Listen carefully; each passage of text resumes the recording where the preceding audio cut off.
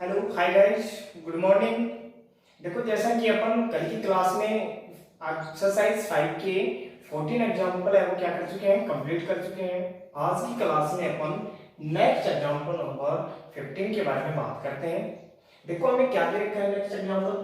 समांतर श्रेणी 54, 51, 48 dash dash dash के कितने पदों का योगफल 513 होगा। अब देखो, यहाँ पे हमें समांतर श्रेणी दे रखी है और हमें पूछ रखा है कि इस समांतर श्रेणी में कितने पद होंगे जिनका योगफल हमारे पास कितना होगा, 513 होगा। तो यहां से देखो, सबसे पहले हमें एपी क्या दे रखी है, हमें एपी दे रखी है 54, 51 और 48 डैश डैश डैश, आगे तक चलती जा रही है। अब यहां से अपन क्या करेंगे, सबसे पहले वही अपन डी की वैल्यू ज्ञात करेंगे। एन पदों की संख्या हमें ज्ञात करनी है कि कितने पदों का योगफल हमारे पास कितना होगा, 513 होगा। तो यहां से देखो, हमारे पास a1 की वैल्यू कितनी है, 54, a2 हमारे पास कितना है, 51। डी की वैल्यू ज्ञात करेंगे तो डी हमारे पास क्या होता है, a2 minus a1, 51 minus 54 minus के 3। सार में अंतर हमारे पास कितना आ गया, यहां से माइनस के 3। इस समांतर श्रेणी का हमारे पास सार में अंतर कितना है, माइनस के 3। अब हमें दे रखा है कि कितने पदों का योगफल 513 होगा और किसी भी समांतर श्रेणी में n पदों का योगफल ज्ञात करने के लिए हमारे पास फॉर्मूला होता है Sn equal n by 2 into 2a plus into n minus 1 into क्या होता है, d। यहां से हमें एस दे रखा है, योगफल पहले से दे रखा है, कितना दे रखा है, 513। n की वैल्यू हमें ज्ञात करनी है n by 2 into 2 into a की वैल्यू हमारे पास कितनी है, 54 प्लस इंटू n की वैल्यू हमें ज्ञात करनी है और d की वैल्यू हमारे पास है माइनस के 3। यहां से आगे सोल्व करते हैं। ये n बाई 2 डिवाइड में इस साइड में जाएगा, किस में जाएगा, मल्टीप्लाई में। तो 513 इंटू 2 इक्वल n इंटू 2 को 54 से मल्टीप्लाई करेंगे तो हमारे पास होगा 108 प्लस इंटू, यहां से इसको सोल्व करते हैं, -3 को n से मल्टीप्लाई करेंगे तो हमारे पास कितना होगा, माइनस के 3n, और प्लस से मल्टीप्लाई करेंगे तो हमारे पास क्या होगा, माइनस के 3n। प्लस माइनस क्या होता है, माइनस। अब यहां पे -1 को -3 से करेंगे तो माइनस माइनस क्या होता है, हमारे पास प्लस, और प्लस को प्लस से करेंगे तो क्या हो जाएगा, +3। जो आगे सोल्व करते हैं, 513 को 2 से मल्टीप्लाई करेंगे तो हमारे पास क्या होगा, 1026 इक्वल n इंटू हमारे पास 108 प्लस 3 ऐड करेंगे तो हमारे पास कितना होगा, 111 माइनस 3 है। अब यहाँ पे इस n को अंदर पे क्या कर देते हैं, अपन मल्टीप्लाई कर देते हैं तो हमारे पास क्या होगा, 1026 इक्वल n से मल्टीप्लाई करेंगे तो 111 n माइनस, प्लस माइनस क्या होता है, माइनस, और 3n को n से करेंगे तो 3n स्क्वायर। आगे सोल्व करते हैं, इसको अपन उस साइड में पक्षांतरण करेंगे तो हमारे पास कितना होगा, 3n स्क्वायर, और ये प्लस का उस साइड में जाएगा माइनस के 111n प्लस 1026 और इक्वल क्या हो जाएगा, 0। अब यहां से इसमें अपन क्या कॉमन ले सकते हैं, 3 अपन कॉमन ले सकते हैं ताकि क्वेश्चन हो क्या हो जाए, थोड़ा आसान हो जाए। तो यहां से हमने 3 कॉमन निकाल लिया तो n स्क्वायर माइनस, यहां से 3 अपन कॉमन निकालेंगे तो हमारे पास कितना हो जाएगा, 3 3 जा 9 और 3 7 जा 21, 2 बचेगा, यहां से 1 क्या हो गया, 21, और 3 से डिवाइड करेंगे तो कितना हो जाएगा, 3 7 जा 21, और साथ में क्या है, n प्लस है तो प्लस। यहां से अपन ने क्या कॉमन निकाला था, 3, तो हमारे पास कितना होगा, 3 3 जा 9, 1 बचेगा, कितना हो गया, 12 है, और 3 4 जा 12 है, और 3 2 जा 6 इक्वल 0। अभी 3 है, क्या इसके मल्टीप्लाई में है, इस साइड में जाएगा, किसमें जाएगा, डिवाइड में। तो n square minus 37 n plus 342 equal 0/3। तो 0 को अपन किसी भी संख्या से डिवाइड करते हैं तो क्या होता है 0। तो क्या हो जाएगा हमारे पास n square minus 37 n plus 342 equal 0। अब ये हमारे पास क्या होगा, एक द्विघात बहुपद हो गया। क्या हो गया, द्विघात बहुपद। और द्विघात बहुपद को सोल्व करने के लिए मैंने 3 विधि बताई थी कि अपन किसी भी विधि से सोल्व कर सकते हैं। गुणनखंड विधि से सोल्व कर सकते हैं, पुनर्वरण विधि से सोल्व कर सकते हैं और श्रीधामचारी विधि से सोल्व कर सकते हैं। किसी भी एक विधि से अपन क्या कर लेंगे, इसको सोल्व कर लेंगे। तो देखो अपन गुणनखंड विधि से सोल्व करते हैं, तो अपन गुणनखंड विधि में क्या करते हैं कि n स्क्वायर को अचर पद से क्या करते हैं, सबसे पहले मल्टीप्लाई करते हैं, फिर उसके टुकड़े इस प्रकार से करते हैं कि ऐड करने पर क्या होना चाहिए में जो हमारे पास n है वो होना चाहिए ऐड करने पर। देखो यहां से सॉल्यूशन करते हैं तो देखो 342 को n स्क्वायर से मल्टीप्लाई करेंगे तो कितना होगा 342 n स्क्वायर। अभी इस n को दो भागों में इस प्रकार डिवाइड करेंगे कि मल्टीप्लाई करने पर तो हमारे पास कितना होना चाहिए, ये होना चाहिए, और ऐड करने पर हमारे पास ये होना चाहिए। तो इसके लिए मैंने आसान तरीका बताया था आपको कि ऐसे पता नहीं चलता, तो अपन क्या कर लेंगे, सबसे पहले n स्क्वायर को एक बार के लिए छोड़ देते हैं और इस संख्या के अपन क्या कर देते हैं, भाज्य गुणनखंड कर देते हैं। देखो करते हैं 342, यहां से देखो 2 से डिवाइड हो रहा है, 2 1 जा 2, यहाँ पे कितना बचेगा 1, कितना हो गया 14, तो कितना होगा 2 7 जा 14 और 2 1 जा 2। अब ये हमारे पास 171 है, ये 2 से डिवाइड नहीं होगा, तो 2 से डिवाइड नहीं होगा तो क्या करेंगे, जस्ट अगली संख्या से डिवाइड करेंगे, 3 से डिवाइड करते हैं। 3 से हो जाएगा क्या 3 5 जा 15 और यहां से कितना बचेगा हमारे पास 2 1, क्या हो गया 21 और 3 7 जा 21। यहां से 57 को फिर से देखते हैं 3 से डिवाइड हो रहा है कि नहीं हो रहा है, 3 से डिवाइड करते हैं, 3 1 जा 3 और 3 9 जा 27। अब 19 को 19 है वो किससे डिवाइड होगा 0.419 से, तो हमारे पास कितना बच रहा है 1। अब देखो यहां से मैंने क्या कहा था कि हमारे पास दो संख्या होनी चाहिए, वो संख्या ऐसी होनी चाहिए कि मल्टीप्लाई करने पर तो क्या होना चाहिए 342 और ऐड करने पर क्या होना चाहिए 37n। अब यहां से देखो अपन सोल्व करते हैं, सबसे पहले इन दो संख्याओं इन तीन संख्याओं को लेकर देखते हैं सबसे पहले। तो 3 2 जा 6 और 6 3 जा 18। अब अपन 18 और 19 को देखते हैं, तो जाहिर सी बात है कि अपन मल्टीप्लाई करेंगे तो हमारे पास यही होगा, क्योंकि ये किसके भाज्य गुणनखंड है, इसी की तो है, इसी की क्या है टुकड़े हैं, तो इसको मल्टीप्लाई करने पर तो हमारे पास 342 ही होगा।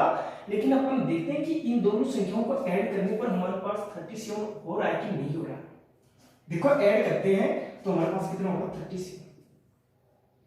लेकिन अब हमारे पास बात ये आ गई कि कौन सी संख्या अपन क्या लें, प्लस के लिए, कौन सी माइनस के लिए, क्योंकि यहाँ पे चिन्ह को ध्यान में रखना बहुत जरूरी है। यदि अपन इस चीज को भूल जाते तो हमारा क्वेश्चन सारा क्या हो जाता है, गलत हो जाता है। क्योंकि यहाँ पे देखो कैसे आएंगे, इन दोनों का ऐड करने पर कैसी संख्या आ रही है, पॉजिटिव आ रही है 37, जबकि हमें कैसे चाहिए माइनस के 37 चाहिए। और गुणा करने पर कैसे होनी चाहिए हमारे पास प्लस की होनी चाहिए, मल्टीप्लाई करने पर प्लस की संख्या और ऐड करने पर कैसे होनी चाहिए माइनस की। तो देखो अपन माइनस की दोनों संख्या ले लेते हैं, तो माइनस माइनस हमारे पास क्या होता है प्लस होता है, लेकिन मान कैसा होता है माइनस का होता है, मान कैसे होता है माइनस का, और माइनस माइनस को अपन मल्टीप्लाई करते हैं तो हमारे पास कैसे होता है पॉजिटिव होता है। समझ रहे हो ना, क्या होगा पॉजिटिव। अब देखो तो अपन दोनों संख्या कैसे ले लेते हैं माइनस की, तो यहाँ पे वैल्यू पुट कर देते हैं n स्क्वायर माइनस के 19n माइनस के 18n और प्लस 342 इक्वल 0। हमारे पास दो संख्या क्या हो गई, माइनस के 18 और माइनस के 19। इन दोनों संख्याओं को यदि अपन ऐड करें तो हमारे पास क्या होगा माइनस के 37 है, तो अपन 37n को क्या लिख सकते हैं माइनस के 19n और माइनस के 18n। अब देखो यहां से सॉल्व करते हैं आगे, इन दोनों में हमारे पास क्या कॉमन है n, इन दोनों में हमारे पास क्या कॉमन है n बाहर आ गया, यहां से कितना बचेगा हमारे पास n माइनस तो माइनस n बाहर आ गया, कितना बचेगा ओनली 493। अब देखो इन दोनों में अपन क्या कॉमन ले सकते हैं, माइनस के 18 कॉमन ले सकते हैं, तो यहां से 18 बाहर आ गया एन और प्लस माइनस क्या हो जाएगा यहाँ पे माइनस। अब 18 अपन ने कॉमन ले लिया तो इसमें कितना बचेगा, माइनस के 19 और इक्वल के 0। देखो इसको अपन सोल्व करेंगे तो फिर से हमारे पास यही वैल्यू होगी और इसको अपन सोल्व करेंगे तो हमारे पास यही होगी, ठीक है। अब देखो इन दोनों में हमारे पास क्या कॉमन है, n माइनस 19 और शेष हमारे पास क्या बच गया इससे, तो n और माइनस यहां से कितना बच गया हमारे पास n इक्वल 0। अब इन दोनों के इक्वल क्या ले लेते हैं अपन, 0, n माइनस 19 इक्वल 0 या n माइनस 18 इक्वल 0। यहाँ पे n इक्वल क्या हो जाएगा, ये नेगेटिव है, इस साइड में आएगा कैसे हो जाएगा पॉजिटिव, या n इक्वल क्या जाएगा हमारे पास 1। तो हमारे पास n की कितनी वैल्यू आ गई यहाँ पे, 2, एक तो 19 और एक हमारे पास 18। और हमें ये याद करना था कि इस समांतर श्रेणी में कितने पदों का योगफल 513 होगा। तो हमारे पास कितने आ गए, 19 और क्या आ गए 18। यदि इसमें हमारे पास कोई भी एक वैल्यू यदि हमारे पास ऋणात्मक होती तो अपन ऋणात्मक को क्या कर देते हैं, छोड़ देते, क्योंकि पदों की संख्या वो कभी भी क्या नहीं होती है, ऋणात्मक नहीं होती है। लेकिन हमारे पास यहाँ पे n की दोनों वैल्यू हमारे पास क्या है, पॉजिटिव, तो हमें दोनों की दोनों लेनी होगी। तो अपन यहाँ पे लिख देंगे, अतः दी गई एपी के 18 एवं 19 पदों का योगफल 513 है। 513 है। हमें भैया n की वैल्यू याद करनी थी और n की वैल्यू हमारे पास क्या थी, 18 और 19। ये एग्जांपल नंबर 15 हमारा क्या हो गया, कंप्लीट हो गया है। नेक्स्ट एग्जांपल नंबर अपन 16 के बारे में बात करते हैं। देखो हमें क्या दे रखा है, देखो नेक्स्ट एग्जांपल नंबर हमें 16 दे रखा है, समांतर श्रेणी के प्रथम 15 पदों का योगफल ज्ञात कीजिए जिसका nवां पद an इक्वल 9 माइनस 5n है। हमें समांतर श्रेणी न देके क्या दे रखा है, nवां पद दे रखा है और हमें पूछा कि प्रथम 15 पदों का योगफल क्या होगा, ज्ञात कीजिए। तो देखो यहां से यदि अपन n की वैल्यू 1 रखते हैं तो हमारे पास किसका वैल्यू आ जाएगी, a1 की। n की वैल्यू अपन 2 रखेंगे तो किसकी आ जाएगी, a2 की। n की वैल्यू अपन 3 रखी है तो हमारे पास किसकी आ जाएगी, a3 की। तो हमें n वां पद दे रखा होता है तो अपन संख्याओं की सूची को ज्ञात कर सकते हैं।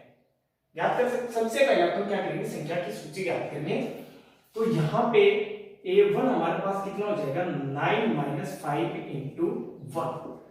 9 माइनस 5 इक्वल हमारे पास कितना हो जाएगा, 4। a1 क्या आ गया हमारे पास, प्रथम पद। n की वैल्यू अपन 2 रखते हैं तो 9 माइनस 5 इंटू 2, 9 माइनस 5 2 जा 10 माइनस के 1, और n की वैल्यू अपन 3 रखे तो a3 हमारे पास क्या होगा, 9 माइनस 5 इंटू 3, 9 माइनस 15 इक्वल हमारे पास क्या हो जाएगा, माइनस के 6। हमारे पास कितना हो जाएगा, माइनस के 6। तो हमारे पास प्रथम 3 पद हमारे पास क्या आ गए, 4 माइनस के 1 माइनस के 6। अब यहां से अपन क्या ज्ञात कर लेंगे, d की वैल्यू ज्ञात कर लेंगे। तो d हमारे पास क्या होता है, a2 माइनस a1। a2 की वैल्यू हमारे पास कितनी है, माइनस के 1 और माइनस a1 हमारे पास कितना है, 4 माइनस 1 माइनस 4, माइनस माइनस क्या होता है हमारे पास प्लस, और क्या हो जाएगा माइनस के 5। d हमारे पास कितना आ गया, माइनस के 5। सारा अंतर कितना है, माइनस 5। अब हमारे पास d की वैल्यू है, n की वैल्यू हमें दे रखी है, कितने पदों का योगफल ज्ञात करना है, प्रथम 15 पदों का योगफल ज्ञात करना है। और समांतर श्रेणी में n पदों का योगफल ज्ञात करने के लिए हमारे पास फॉर्मूला होता है Sn equal n/2 into 2a plus into n minus 1 into d। इस फॉर्मूले में अपन क्या करेंगे, वैल्यू को पुट करते हैं। Sn equal n/2 into 2a plus into n minus 1 into d। यहां से वैल्यू पुट करते हैं तो S15 15 पदों का योगफल ज्ञात करना था, तो 15 15 अपॉन 2 इक्वल 2 इंटू a की वैल्यू हमारे पास 4 plus into 15 minus 1 into d की वैल्यू हमारे पास माइनस की 5। आगे सोल्व करते हैं तो S15 क्या हो जाएगा, 15 अपॉन 2, 4 2 जा 8 प्लस अब यहाँ पे 15 में से -1 करेंगे तो हमारे पास कितना होगा 14, और 14 को 5 से मल्टीप्लाई करेंगे -5 से, तो हमारे पास कितना हो जाएगा -k7। आगे सोल्व करते हैं। S15 इक्वल 15/2 इंटू यहां से 17 में से 8, देखो प्लस 8 माइनस के 17, प्लस माइनस क्या होता है माइनस, लेकिन चिन्ह हमेशा वही होता है जो बड़ी संख्या के साथ होता है। बड़ी संख्या हमारी कैसे है नेगेटिव, तो यहाँ पे क्या होगा नेगेटिव, और 8 को माइनस करेंगे तो हमारे पास कितना बचेगा यहाँ से 62। ये 2 से डिवाइड हो रहा है, 2 3 जा 6 और 2 1 जा 2, तो S15 हमारे पास क्या जाएगा 15 इंटू माइनस के 31, S15 इक्वल हमारे पास क्या जाएगा 15 1 जा 15 1 और 15 3 जा 45 और 1 46 और साथ में माइनस, तो हमारे पास S15 क्या होगा माइनस के 465। और हमें ये क्या करना था, याद करना था कि समांतर श्रेणी के प्रथम 15 पदों का योगफल ज्ञात कीजिए जिसका nवां पद हमें दे रखा था an = 9 - 5 है। कुछ भी नहीं करना है ऐसे क्वेश्चन में। यदि आपको nवां पद दिया हुआ होता है तो सबसे पहले अपन क्या करेंगे, संख्या की सूची समांतर श्रेणी ज्ञात कर लेंगे अपन। समांतर श्रेणी के अपन 2 पद ज्ञात कर सकते हैं, 3 पद कर सकते हैं, 4 पद कर सकते हैं।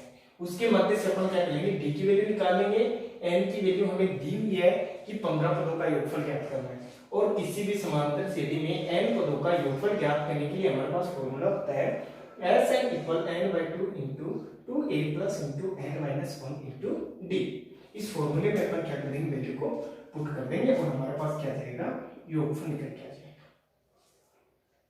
यदि फिर भी इन क्वेश्चंस में एग्जांपल में किसी भी प्रकार की कोई भी दिक्कत है तो आप कमेंट कर सकते हैं।